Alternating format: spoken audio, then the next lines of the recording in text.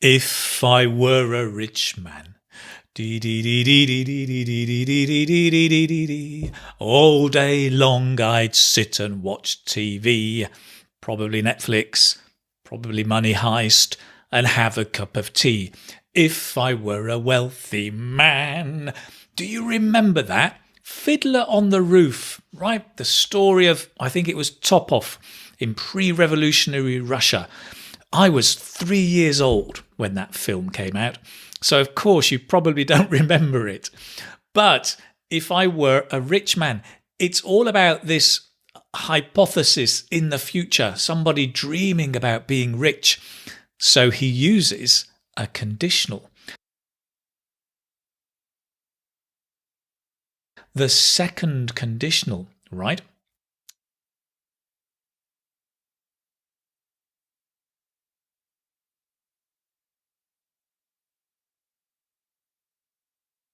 Conditionals in English have two clauses. Basically, if this, then that, right? If this happens, that happens, right? There's a condition that it must apply. We have in the second conditional two clauses. The first one, if plus the past simple, right? If I was or if I were, both are correct. If I was rich, if I were rich. Second clause is would plus the verb. I would be happy, right? That is the second conditional. So, for example, we could say, if I won the lottery, I would be happy, right? And of course, the clauses can be reversed, right? I would be happy if I won the lottery. It's the same thing. Okay. Also, let's remember the would, right, can be contracted, and very often is, to be I'd, right? I would be happy, I'd be happy, right? I'd be happy if I succeeded in the IELTS test, for example. Okay, and in the negative, you can have a negative in either the first clause or the second clause or both of them, right? I wouldn't be happy if I succeeded. No, I wouldn't be happy if I failed. I wouldn't be happy if I didn't succeed. So you can have negatives in either clause. Check out the PDF to get the full details. Let's get straight into the questions. So we're looking here at part 1 questions. First question. How would you feel if someone gave you a pen as a gift? If it were this pen, probably not very happy. It's a bit rubbishy and cheap. Possible answer, right? And here, I'm going to give you the whole clause. With conditional clauses, do note the usual intonation is d-d-d-d in the first clause, d-d-d-d in the second clause.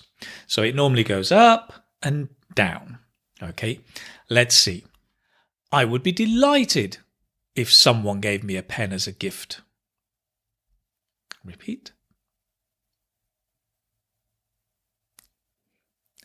D-d-d-d-d-d. D-d-d-d-d-d-d. I would be delighted if someone gave me a pen as a gift.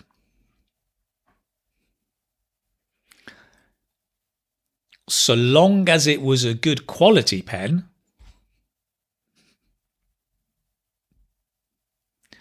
D-d-d-d-d-d-d-d-d-d-d-d. So long as it was a good quality pen. Right, and all together, I'll go first. I would be delighted if someone gave me a pen as a gift, so long as it was a good quality pen.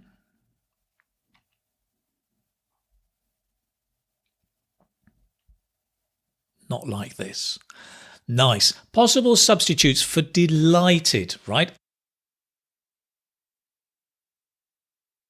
Other words for delighted, over the moon.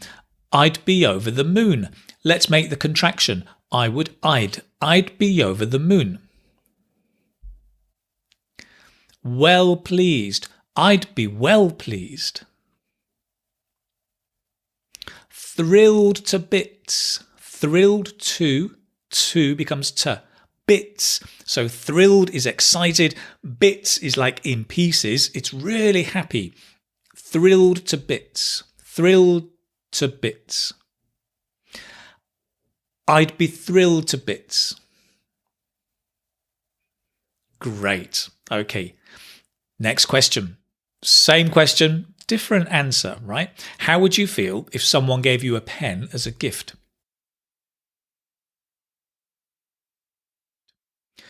To be honest,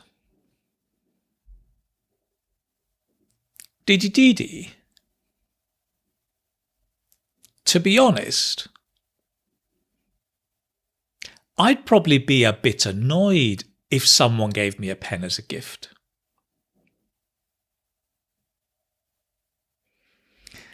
Dee.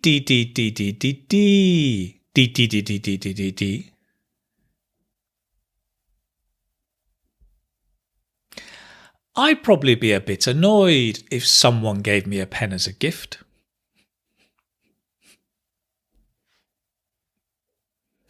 Lovely. You can really feel the rhythm, right? I'd be a little bit annoyed if someone gave me a pen as a gift. Excellent. All together, to be honest, I'd probably be a bit annoyed if someone gave me a pen as a gift.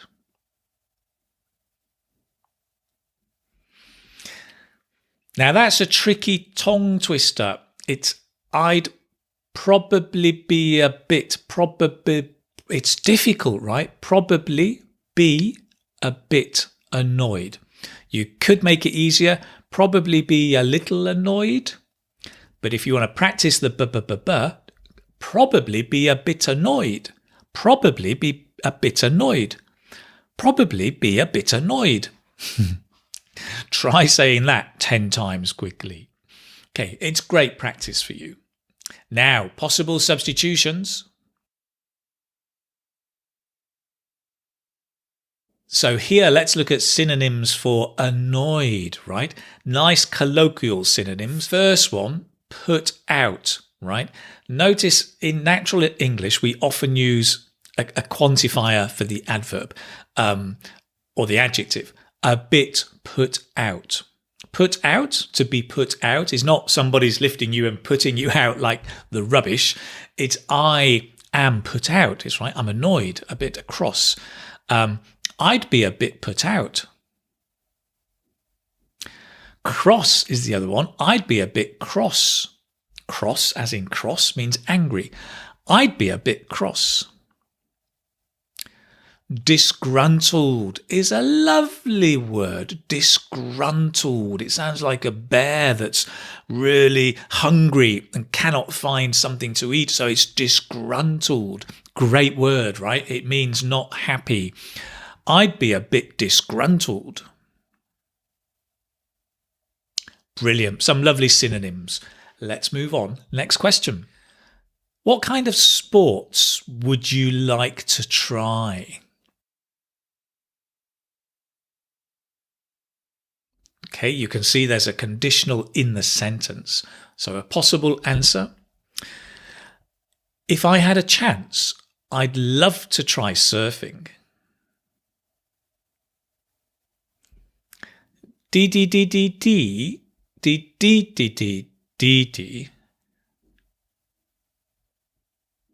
If I had a chance, I'd love to try surfing. I think it'd be great fun. D.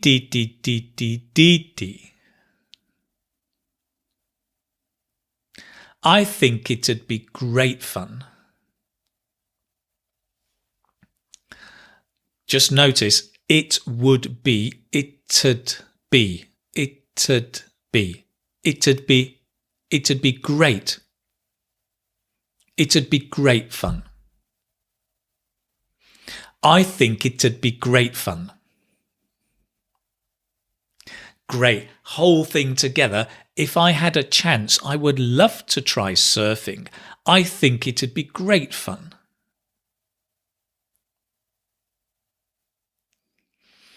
Excellent. Very, very nice. Good. Now then, the would here, I'm contracting sometimes and not contracting other times. If you're not sure or you find it difficult, use the full form, would. Okay, that's perfectly fine as well. Do note, we actually use the would if you want to emphasize, right? So, for example, if the question comes up, would you like to be famous?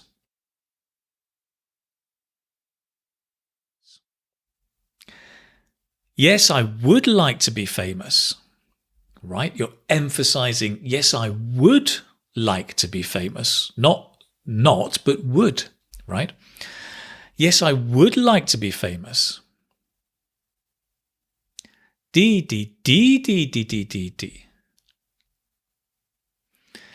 Yes, I would like to be famous. If I didn't have to speak in public. D.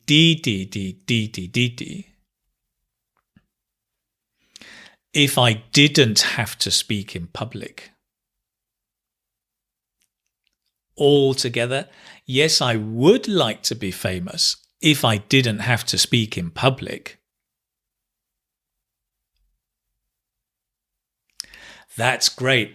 Keep trying to get these long sentences, the intonation over long sentences. It's so important for band 7 and band 8, right? Okay. Notice similarly, we use would in the full form, even if it's negative, right? So if somebody asks, would you like to be famous? No, I wouldn't like to be famous. D.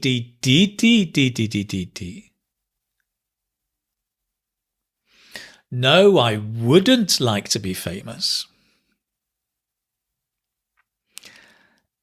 If I had to give up my privacy.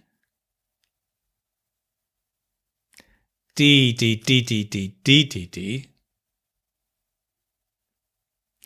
If I had to give up my privacy. Let's go for the long one together after me. No, I wouldn't like to be famous if I had to give up my privacy.